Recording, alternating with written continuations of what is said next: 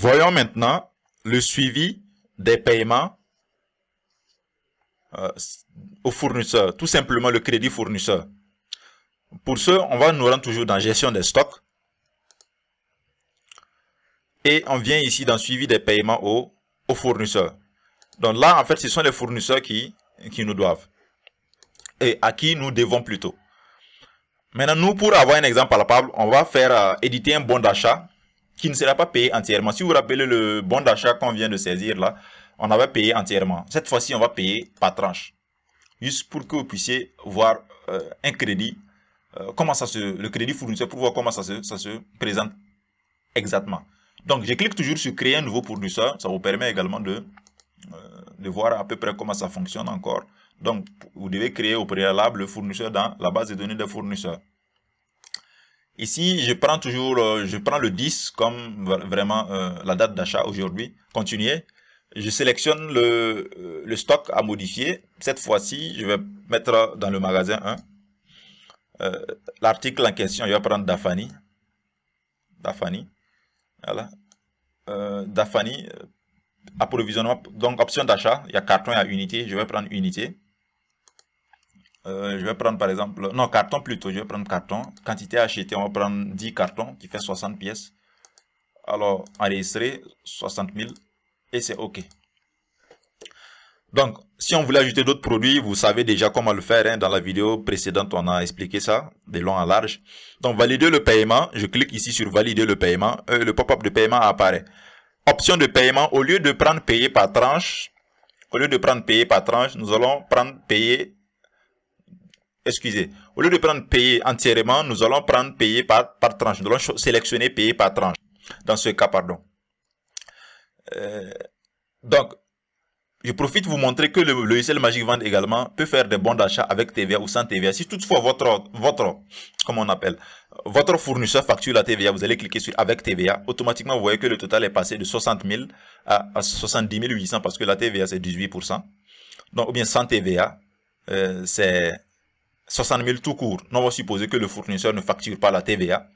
Maintenant, vous voyez que au lieu de mettre ce champ-là, c'est activé. En fait, payer entièrement, ce champ-là était verrouillé en fait.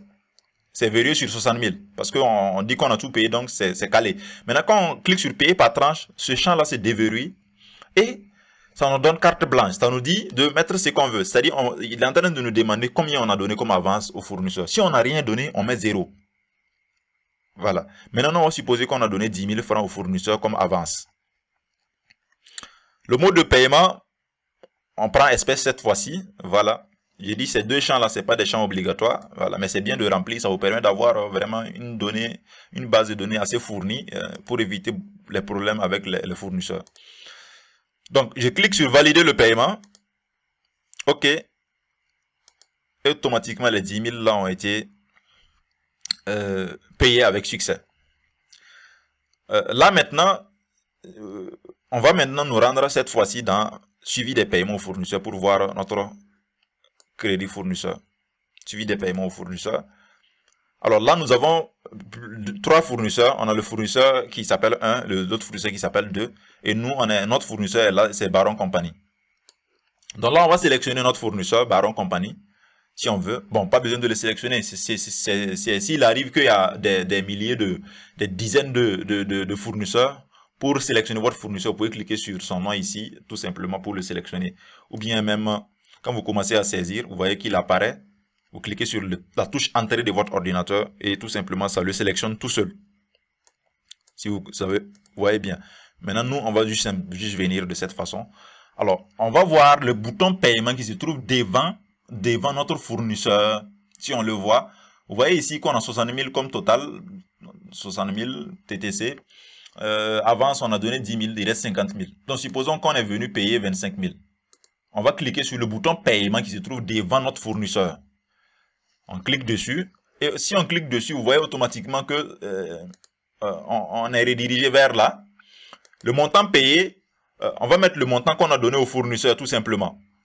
Supposons qu'on lui a donné 25 000 cette fois-ci. Payé par transfert, Orange Money par exemple, OM, etc. Ça c'est la référence du paiement. Maintenant, on peut valider le paiement. Le logiciel nous donne le reste à reporter déjà, ce qui va être reporté comme crédit après notre paiement. On avait donné une avance de 25 000 au début. On va valider le paiement.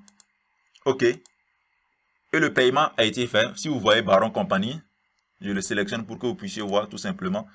Il avait donné, on lui avait donné 10 000, on lui a donné encore 25 000, donc il reste 25 000. On peut décider encore de payer ces 25 000 là, encore. Donc, on vient pour payer le crédit fournisseur, je vais quitter. Une fois dans le logiciel, vous venez dans gestion des stocks, suivi des paiements fournisseurs, c'est pour que vous puissiez voir où se trouve ce bouton-là. Vous pouvez mémoriser une bonne fois. Je clique sur paiement, toujours, je mets les 25 000. Je clique sur payer en espèces, valider. OK. Vous voyez que Baron Compagnie n'est plus dans cette liste. On n'a que les deux fournisseurs là. Le 2 et le 1. Donc, c'est un peu comme ça. Donc, dès que vous finissez de faire le paiement, il disparaît en fait. Donc, mais vous pouvez retrouver ces données-là, bien évidemment, dans le menu des archives aussi. Hein.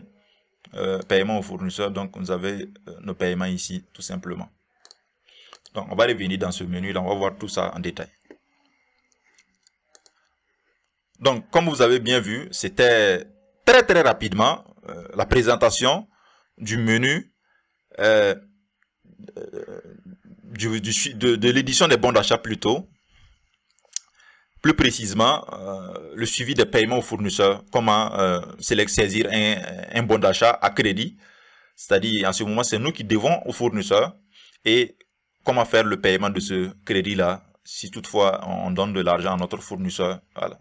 Donc, je pense que vous avez très bien compris. Voilà. Donc, n'hésitez pas à revisualiser les vidéos si vous n'avez pas compris quelque chose. Pour mieux saisir en fait le fonctionnement du logiciel en général.